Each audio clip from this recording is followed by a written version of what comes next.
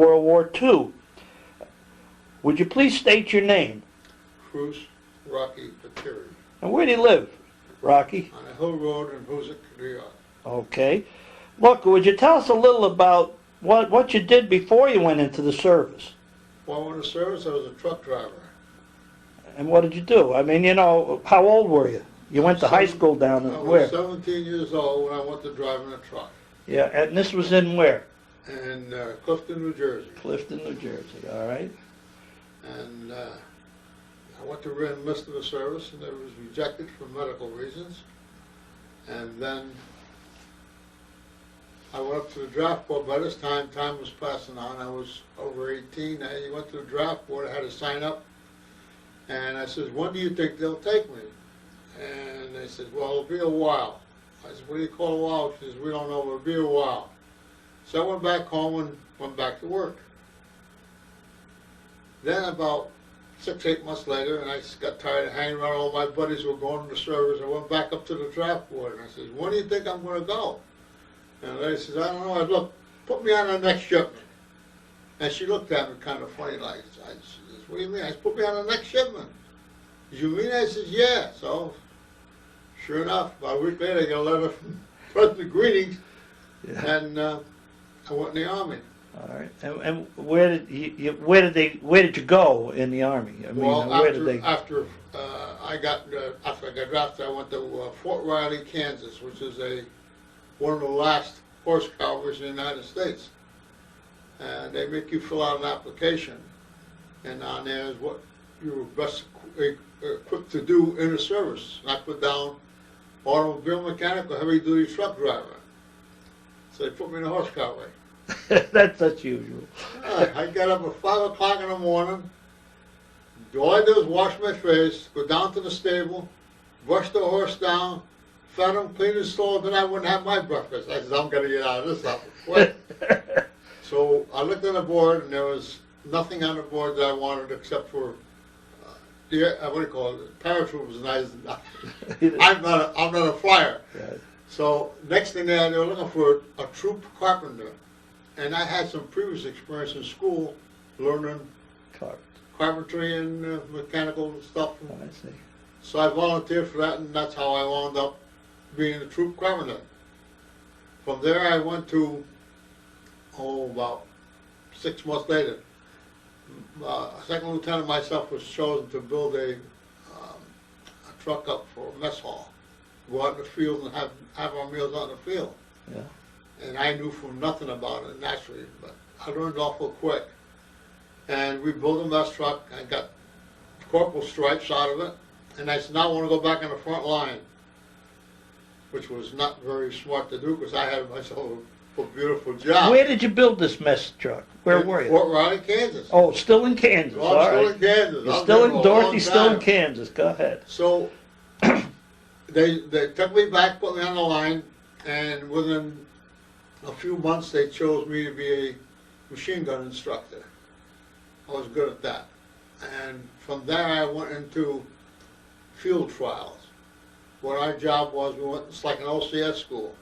We were retraining battle commissions, people that got their battlefield commission overseas. Their officers died, they were sergeants and corporals, yeah. Never became lieutenants. But they had no knowledge of what a lieutenant is supposed to be, except a fighting man. So they sent them back to Fort Riley, Kansas, to a training center, which I was an instructor in. Very interesting. I had a captain and lieutenant one time, and we were going to this field trial. And I knew we were going the wrong way, but I wasn't supposed to say nothing. So we come to this stream in the road, and I says to him, that's too deep, we can't go through with our Jeep. Oh, he says, we did this all the time in Italy. I says, not in this stream. Oh yeah, back up, he says, and shoot forward. So we did. We backed up, shot forward, down we went in the water. Water's coming over the sides of the Jeep. So we have what they call field expedients. I don't know if you ever heard of that. We chop down trees about 3 inches in diameter, cut them up in sections, put a long pole up, push down on it, raise the wheel up, stick bomb, what do you call it, logs underneath until we build it up enough so we could try and get out again. I stepped on the gas real slow, and no sooner I get off that log, down I went. By this time, I'm bushed. Of course, the horses don't do any work. You do all the donkey work. Yeah. So I says to him, well, that's it. We're going to stay here, so we better get some help. The captain says, well, we know where we're at. He's got a map. He says, you stay with the Jeep. We'll go get help. We'll come back for you. All I had was one chocolate bar. Well, it started to get dark. I said, well, those suckers ain't going to come tonight no more. So we drank some water coming out of the side of this mountain waterfall, and I ate half of that chocolate bar. I didn't know how long we were going to be there. So the next day, about 4:30, 5 o'clock in the morning, I hear this tremendous bang, boom, kaboom. I'm in the middle of an artillery range. Oh, God. Didn't know it. So I'm listening to where the shots were coming from. I start walking up the mountain. I get up to took me about 2 hours to get up there. The guy says, where you come from? I said, I'm down in that valley down there. Oh, I said, you guys are shooting over my head. I said, can you get your 6x down there and winch me out? And he says, yeah. So he got us down there. Got down there, we winched my Jeep out. I get back here, I found out the whole squadron was out looking for me about 20 miles on the other side of the mountain.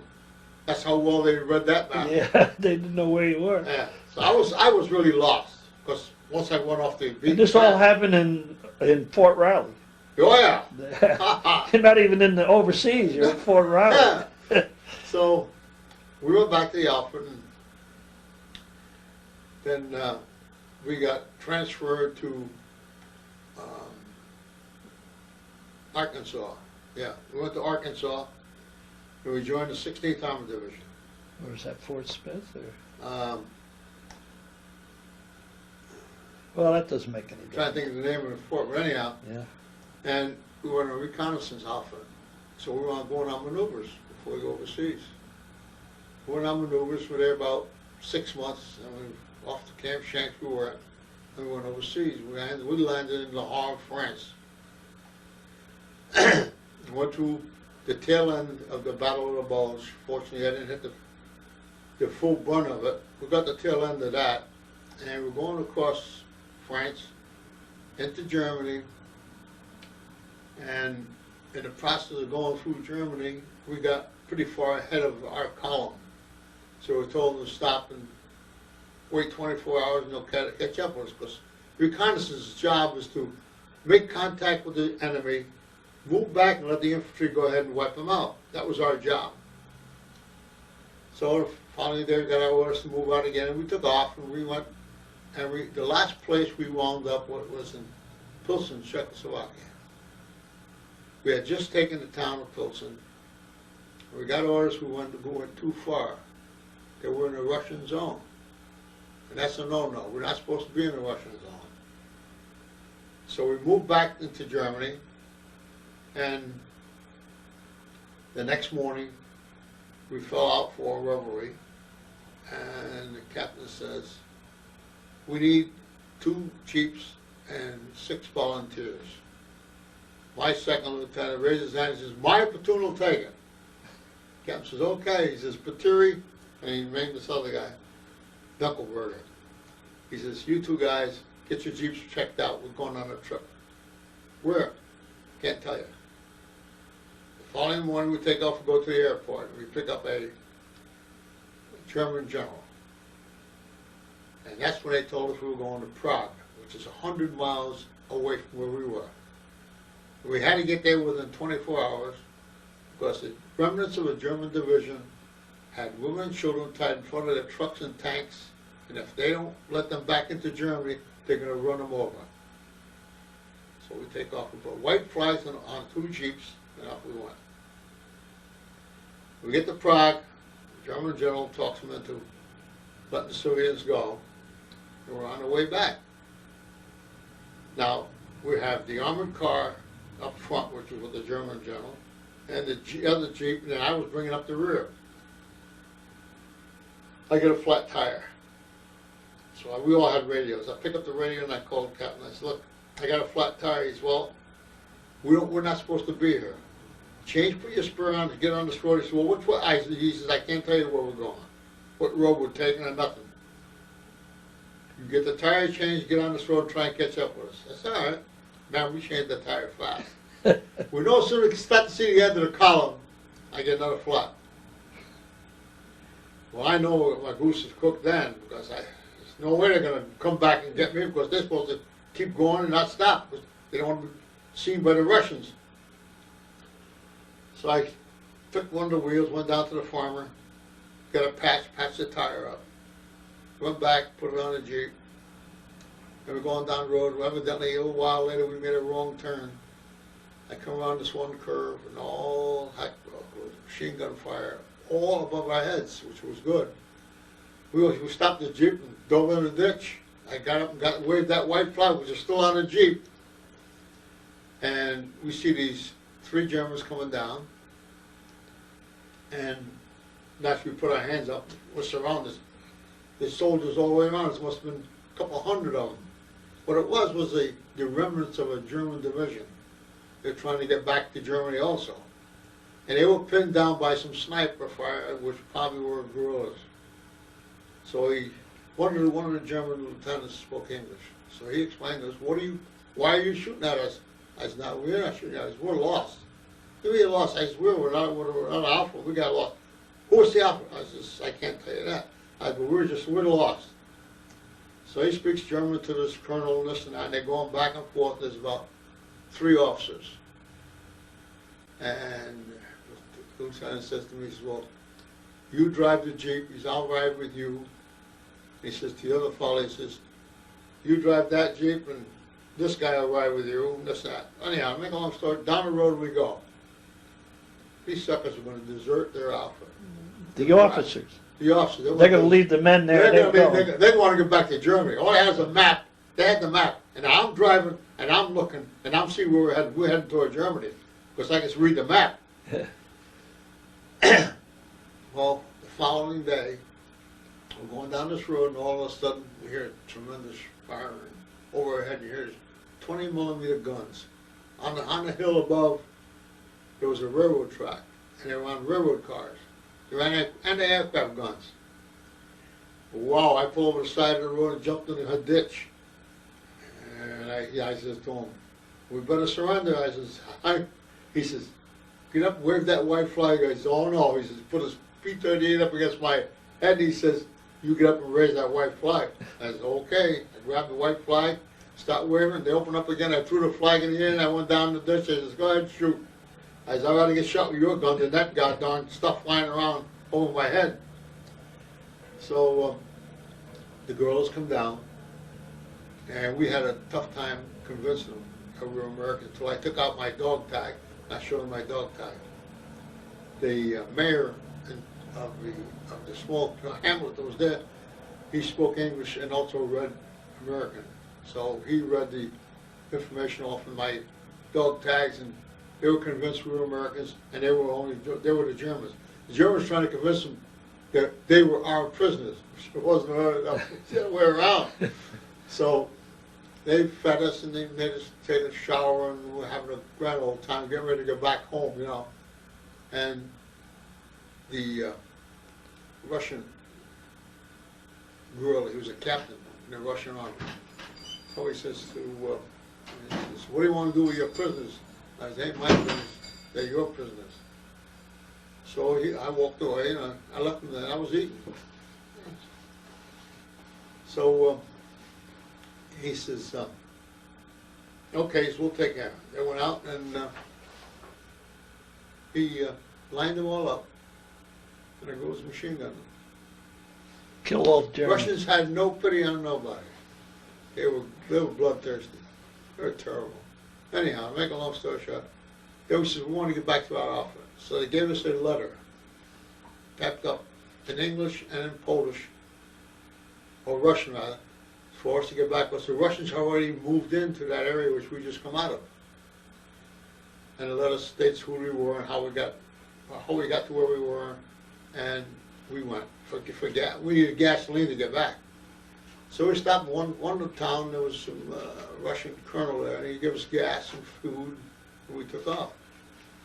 And we went back to our outfit. When we got back, my buddies, 3 of them, were under house arrest. They were trying to get away to come up and look for us. That was really something. I was really surprised. They were worried about you. They want to come and get you. Yeah. And you left out something out of the story that I read. I read your secrets, the government story on this, the flag that was made. Oh, well, the mayor's son talked to him in Czechoslovakia, and the son said to me, he says, we got some women that will make a flag if you tell them how to make it. I said, okay, so I drew them a picture of how to make it and this and that. And they made it. They made it in record time. And we put it on a Jeep and hung it in front, took the white flag down, and away we went. And that's how we got back on up. Yeah, and that flag you still have, and we've got it displayed in the museum now. Right, that's the same flag. I see. That's quite an interesting flag. It lasted a long time. Yeah, I guess so. Yeah, that was in 1945. Yeah, so when did this incident happen? It was in just before the war ended, wasn't it? Well, I got captured the day the war ended because I never knew the war was over. I see. We didn't know the war was over. No, We it's found when out you when got- we got back. When you got captured and ended up in the city in Austria, Right. in Czechoslovakia, Mm-hmm. the war was over. Actually, nobody knew it, huh? Yeah, nobody knew it. The Germans knew it.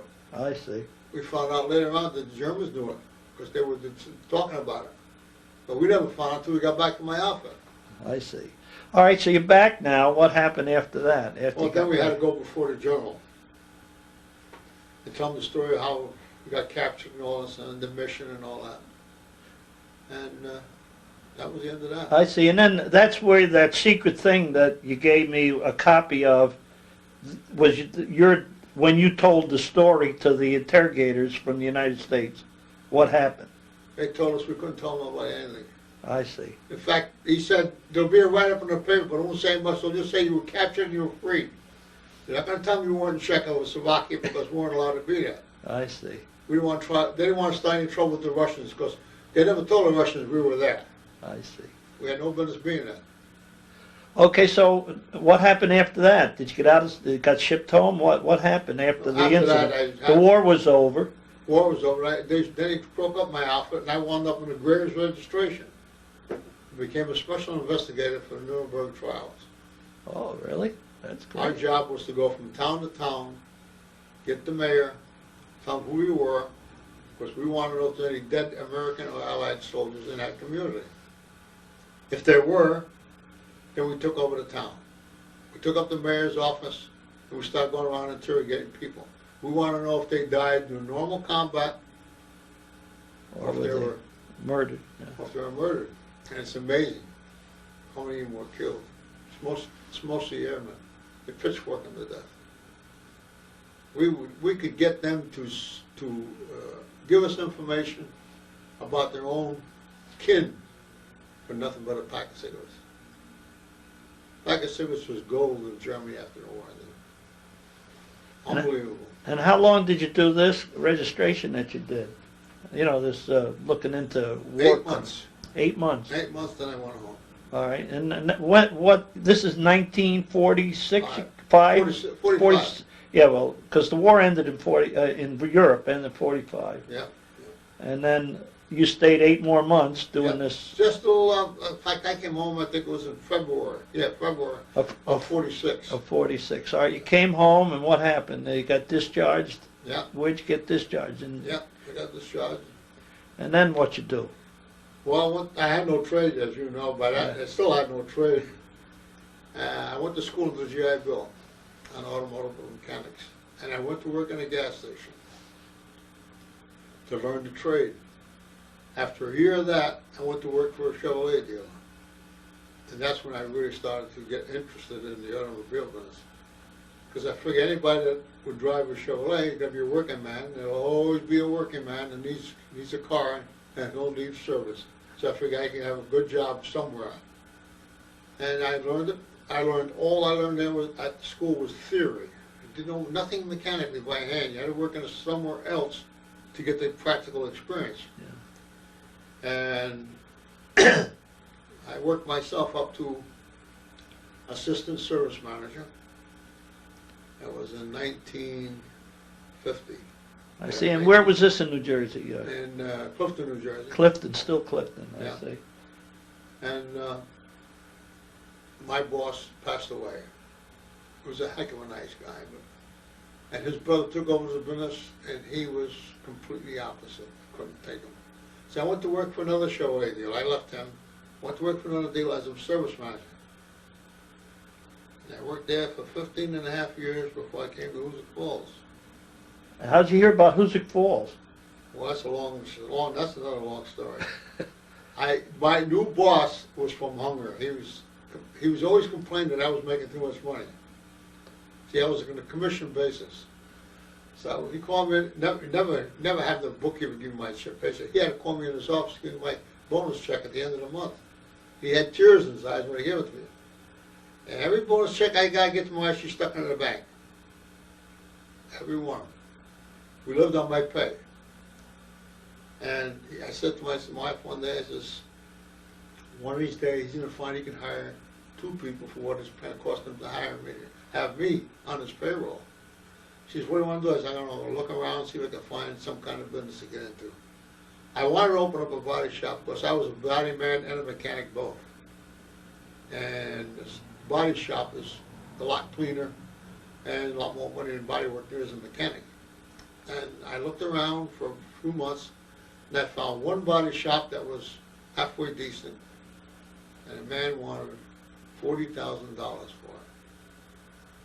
That's just for the body shop. Wasn't much land with it, so you couldn't store many vehicles on it as you're working. Only could store maybe 2 or 3 cars at a time, and that was it.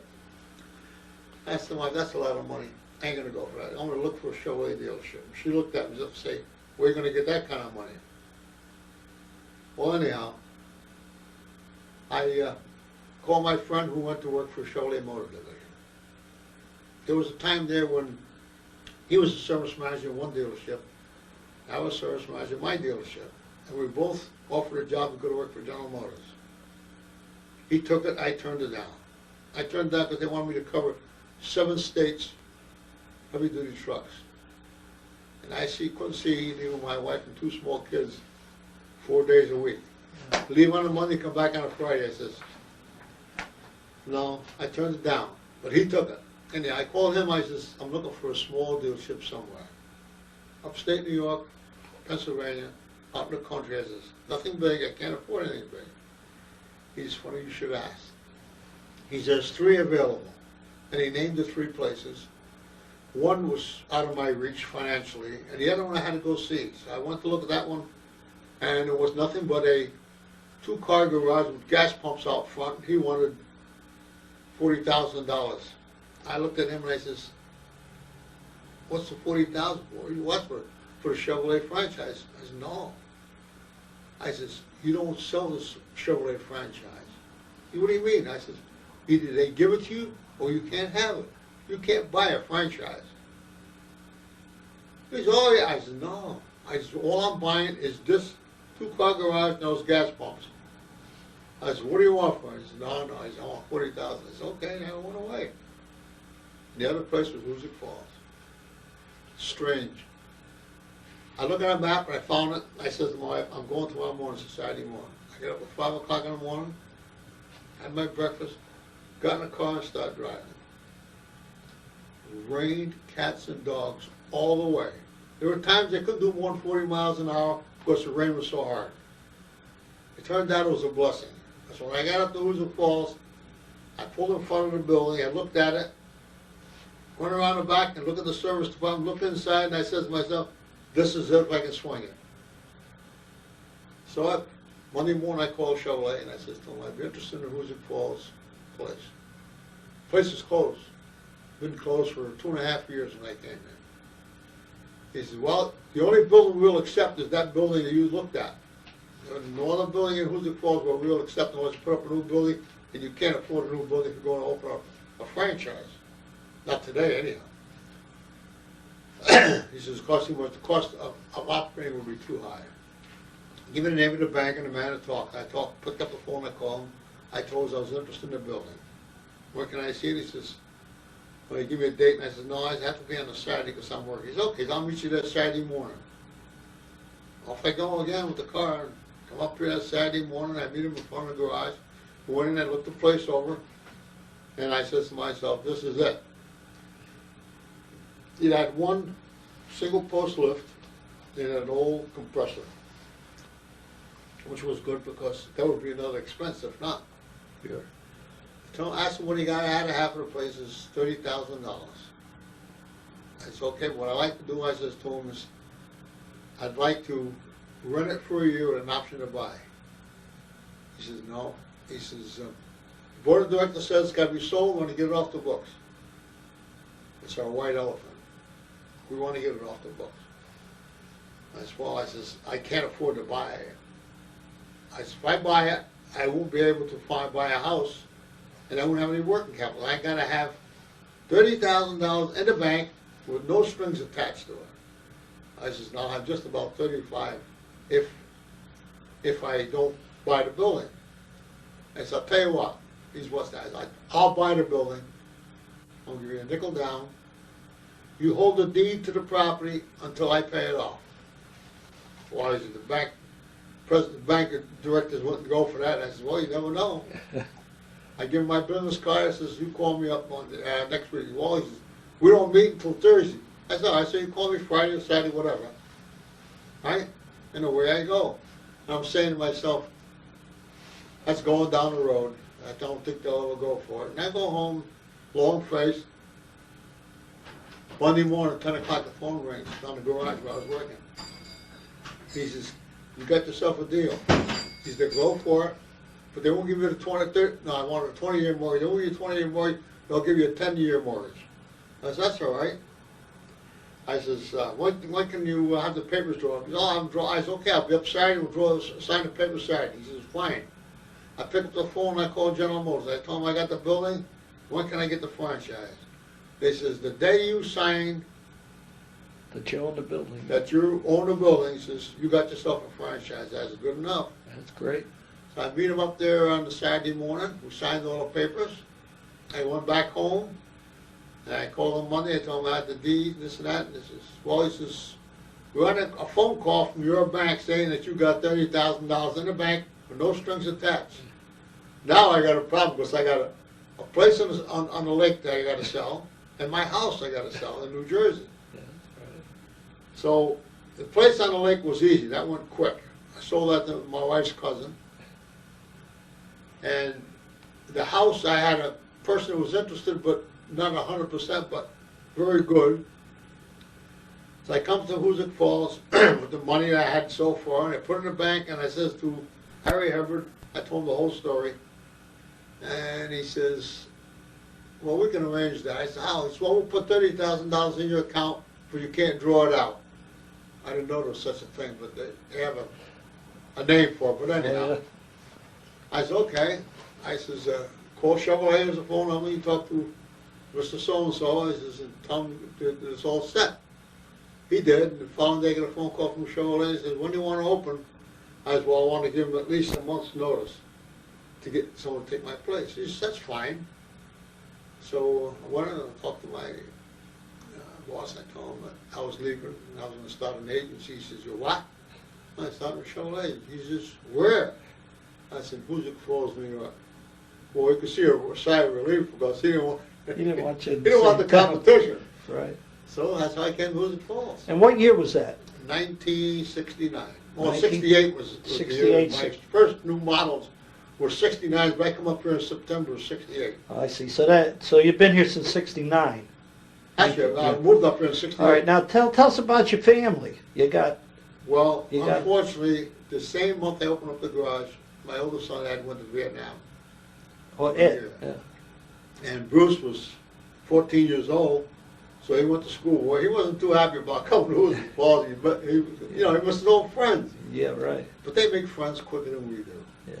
He was right in the groove with the rest of the boys. Yeah. And that was 1969, and Ed was in Vietnam. Yeah. Yeah. I see. He was the paramedics. Paramedics. Yeah. So that's your story, and then you've been here ever since. I know you were active in Kiwanis. You Yeah, I were was, president of Kiwanis one time, if I remember right. Yeah. Yeah. And now Bruce and Ed run the show. I turned it over to them in 1985. So they run the business, and Yep. Pateri Chevrolet has been here for 35 years. 35 years already. What a It's a time long flies. time. Yeah. Yeah. It was a good move. Yeah, and we're glad you came to Hoosick Falls. Oh, It was a good It was move for great to see Hoosick my Falls too. grandchildren grow up here and go to school here. Yeah, great. They're all doing well, thank God.